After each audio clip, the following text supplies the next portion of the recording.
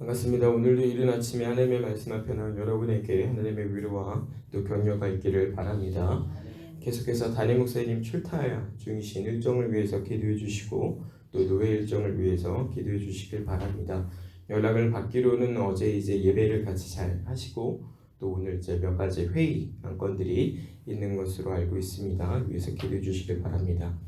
자, 오늘 우리가 함께 읽은 하나님의 말씀은 출애굽기 23장입니다. 계속해서 하나님은 십계명의 말씀을 주시고 난 다음에 그것들을 두 돌판에 새겨 주시기 전에 그 백성들에게 어떻게 살아야 하는가, 이 말씀을 가지고 어떻게 살아야 하는가라고 하는 부분들을 구체적으로 잘 가르쳐 주고 있습니다. 특별히 오늘 이 본문에서도 하나님의 공유와 자비를 얻은 그 백성이 그 땅에서 어떻게 살아야 하느냐, 그러니까 하나님께서 세우신 그 질서를 가지고 그 땅에서 어떻게 사는 것이 하나님께서 기뻐하는 것이냐라고 하는 것들을 잘 가르쳐 주고 있습니다. 특별히 한마디로 정의해서 보자면 자비를 베풀어라 라고 하는 겁니다. 그 땅의 소산들을 너희가 모두 다 거두지 말고 그것들을 남겨두는 일이 있더라도 너희는 그것들을 가지고 자비를 베풀어라. 그리고 가난한 자의 송사라고 그래서 너희가 그를 돕지 않으려고 하는 마음을 가지지 말고 그를 부지런히 도와라. 자비를 베풀어라 라고 하는 내용으로 우리가 이 말씀을 이해할 수가 있는데, 자, 오늘 우리가 읽은 이 본문을 중심으로 해서 몇 가지 내용을 좀 더 구체적으로 생각을 해보고자 합니다. 자, 먼저 본문에서 말씀하고 있는 것을 보면 첫 번째로 거짓된 풍설을 퍼뜨리지 말라라고 말씀하고 있는 걸 확인할 수 있습니다. 그리고 악인과 연합하여서 위증하는 증인이 되지 말아라 라고 말씀하고 있고, 또 다수를 따라서 악을 행하지 말라 라고 말씀하고 있으며, 또 송사의 다수를 따라서 부당한 증언하지 말라, 그러니까 어떤 다툼이 있게 되었을 때에 너희가 다수를 따라서 부당한 결정을 하지 말아라 라고 하는 것, 그리고 편벽되이, 그러니까 한쪽에 치우쳐서 누구 하나를 두둔하지 말아라 라고 말씀하고 있습니다.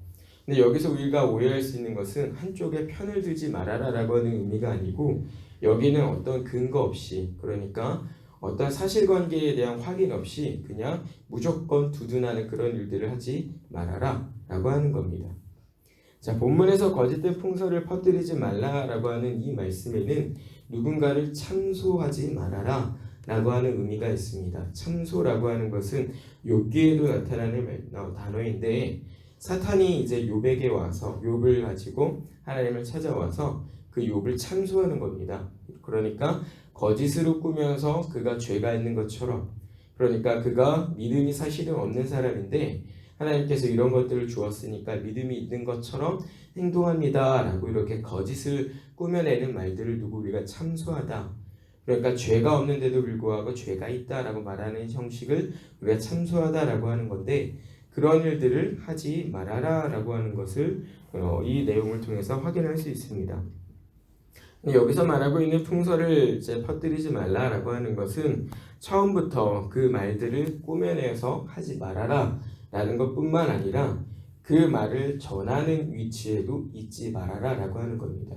그러니까 그 말을 누군가가 가지고 내려왔을 때 그 말들을 가지고 나도 옮겨 다니지 말아라. 그 일들을 퍼뜨리는 사람으로, 그 일들을 동조하는 사람으로 거기 있지 말아라 라고 하는 것으로 말씀을 합니다.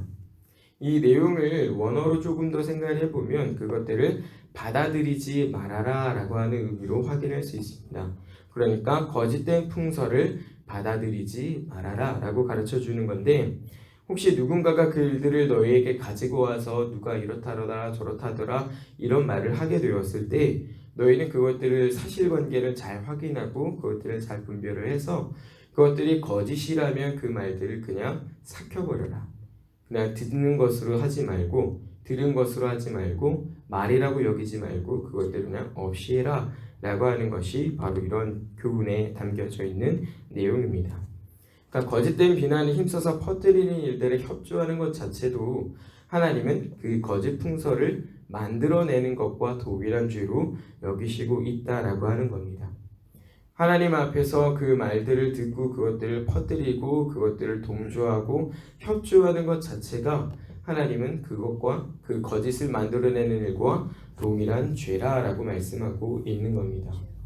하나님께서 이러한 부분으로 이 백성들에게 교훈하시는 이유는 이 말들이라고 하는 것, 그러니까 무분별한 말이라고 하는 것이 그 교회를 굉장히 혼란스럽게 할 수 있기 때문에 그렇습니다.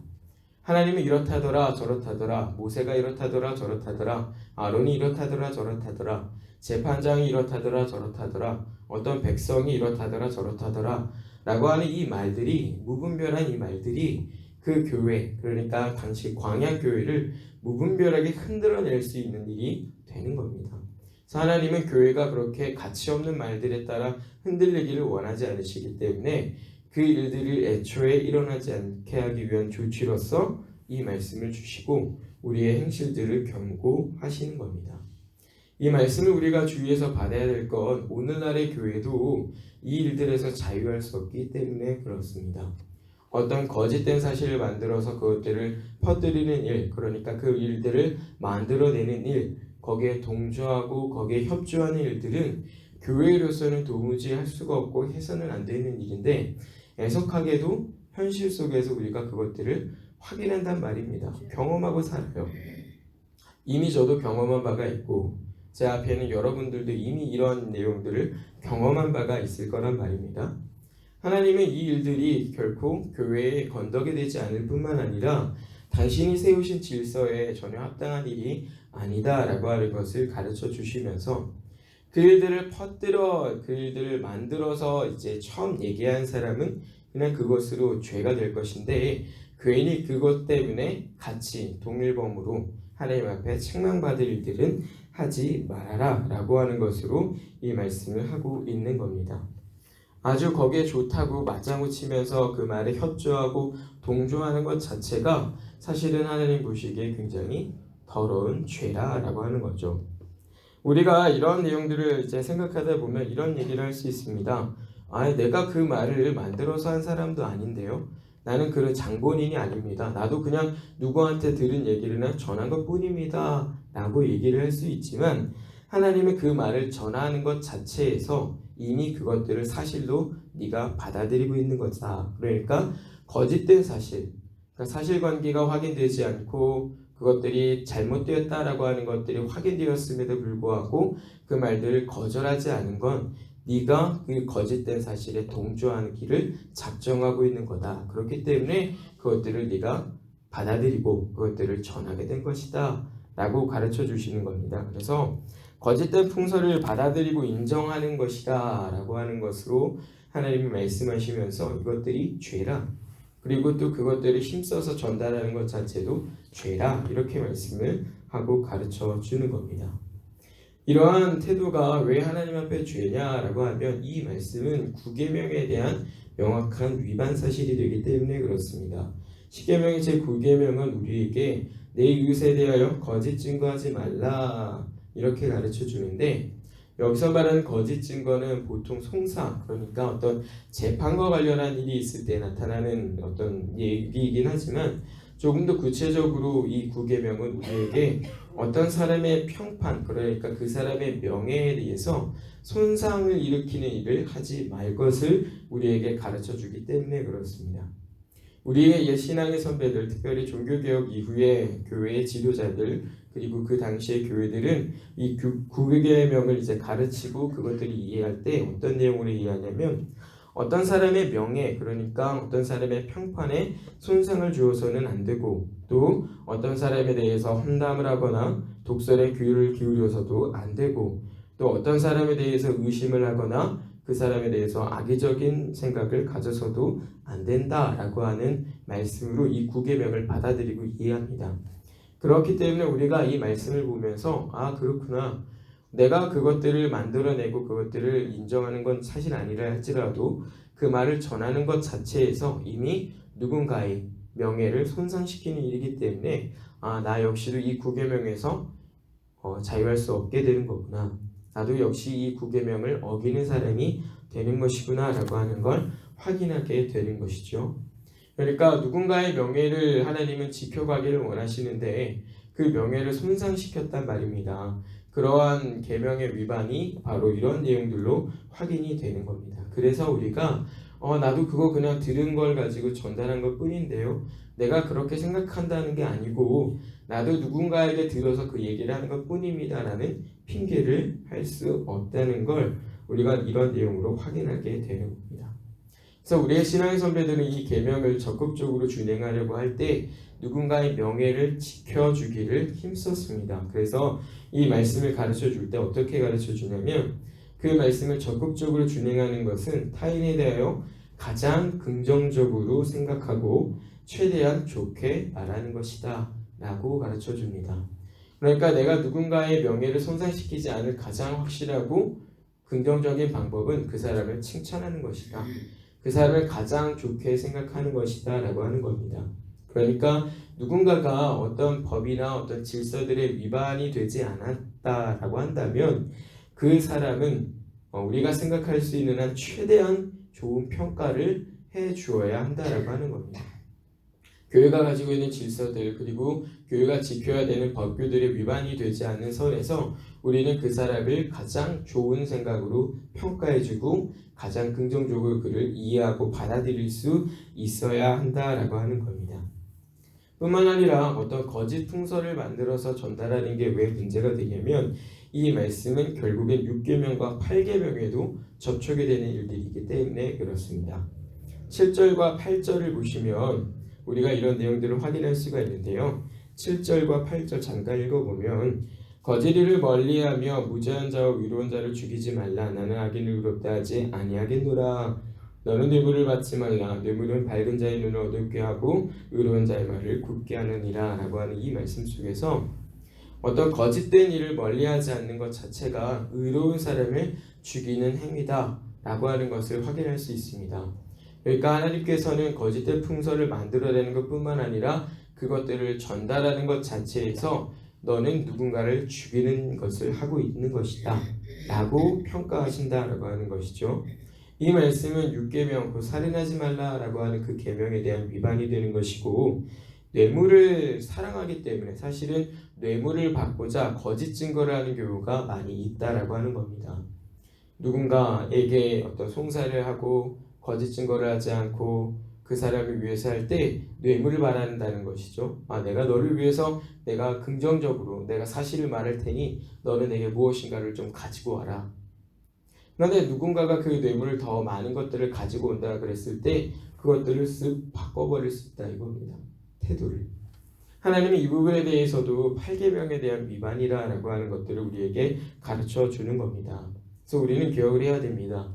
타인의 명예를 해치는 것 자체에서 우리는 누군가를 살인하는 죄에 걸려 넘어질 수도 있다는 것이고 또 누군가의 어떤 명예를 해치는 것을 통해서 내가 바라는 대가 이런 것들 때문에 탐심에 휩싸여서 누군가의 재물을 탐하는 도둑질하려고 하는 부당하게 그것들을 취하려고 하는 그런 태도를 가지게 되는구나 라고 하는 걸 보면서 그렇구나 우리가 어떤 말들을 전달하고 할 때에도 그것이 하나님 앞에 합당한 것이 아니면 그것들을 없이 해야겠구나. 그렇지 않으면 내가 하나님 앞에 큰 죄를 범하는 일이구나 라고 하는 걸 이런 말씀을 통해서 확인하게 되는 겁니다. 이런 말씀이 정말 우리한테 중요한 이유는 그 다음에 나타나 있는 부분과 매우 밀접한 관련이 있기 때문에 그렇습니다. 10절 이하 13절을 보시면 안식년과 안식일에 대한 어떤 말씀들이 이제 가르쳐지고 있는데 안식은 결국엔 하나님 앞에서 얻는 거룩한 쉼입니다. 그러니까 하나님께서 앞에서 명령하시는 이 말씀들 너희는 거짓된 풍서를 만들어내지 말고 이렇게 하고 저렇게 하고 하는 이 말씀들이 결국엔 거룩한 사람으로서 쉼을 얻는 굉장히 중요한 방법이라고 하는 것이죠. 안식하는 굉장히 필요한 어떤 행동들이다라고 하는 겁니다. 그래서 그렇구나. 이 앞서서 하나님께서 말씀하시는 것들이 우리의 거룩한 생활과 밀접한 관계가 있는 거구나 라고 하는 것들을 우리가 바라보면서 삼가 주의하는 마음으로 오늘도 내 말을 잘 다스려 살아야겠구나. 하나님께서 말씀하신 이 계명들을 잘 준용해서 살아야겠구나 라고 하는 것들을 다시 한번 교훈을 받는 것입니다. 실제로 13절의 마지막에 보시면 하나님이 이렇게 말씀하시죠. 내가 너에게 이른 모든 일을 삼가 지키도록 해라. 우리가 이런 하나님의 말씀을 받은 사람들이기 때문에 우리는 조금 더 조심하는 마음을 가지고 이 말씀에 대해서 내가 위반한 것은 없는지 내가 이 말씀에 대해서 걸려 넘어지는 것은 없는지 잘 생각해 봐야겠습니다. 사랑하는 성도님들, 오늘 본문을 통해서 우리는 거짓 풍서를 만들어서 떠버리는 일은 결코 하나님이 기뻐하는 일이 아니구나 라고 하는 걸 확인하게 됩니다. 그리고 그러한 일들은 우리가 되도록이면 거절하고 철저하게 받아들이지 않아야 하겠다라고 하는 것을 교훈을 받습니다. 하나님께서는 그러한 일에 조금이라도 기여하거나 조금이라도 협조한 사람들을 이 거짓 풍서를 만들어내는 사람과 동일한 죄로 처벌하실 것이다 라고 하는 것을 우리가 경고받으면서 주어진 오늘을 살아가는 동안 거짓 풍서를 만들어서 떠버리지 않기 위해서 또 타인의 명예에 손상을 주지 않도록 하기 위해서 우리는 타인에 대해서 최대한 긍정적으로 평가하고 최대한 좋은 평가를 하면서 사는 지혜를 가지고 있어야겠습니다. 이 일들이 그 거룩한 생활과 밀접한 관계가 있다라고 하는 것을 우리가 조금 더 연두하고서 내가 누군가에 대하여 긍정적인 말하는 생활을 하고 있는지 아니면 내가 누군가에 대하여 지나치게 부정적이고 지나치게 악의적인 생각을 가지고 있는지를 잘 확인하면서 주신 말씀을 근거로 오늘 하루를 부지런히 또 살아야 하겠습니다. 주어진 말씀 앞에 삼가 주의하는 마음으로 오늘 하루를 살아가시는 저 여러분이 되길 주님의 이름으로 부탁을 드립니다. 하나님 아버지 감사합니다. 오늘 주신 말씀을 가지고 우리가 타인에 대하여 거짓 증거하는 모든 일을 거부하고 또 받아들이지 말아야 하는 것을 교훈하여 주시니 참으로 감사합니다. 하나님의 뜻을 받드는 교회로서 스스로가 타인에 대하여 최대한 긍정적으로 생각하고 또 최대한 좋은 평가를 하며 살아가는 그런 지혜로운 교회가 되게 하시고 하나님 아버지께서 기뻐하지 않는 마음을 가지고 지나치게 타인에 대하여 악의적인 마음을 가지고 살지 않도록 하나님 아버지 우리를 주장하시며 또 우리의 혀와 우리의 말을 주장하여 주시옵소서.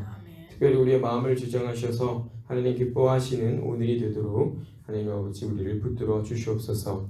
감사드리며 예수님 이름으로 간절히 기도드리옵나이다. 아멘.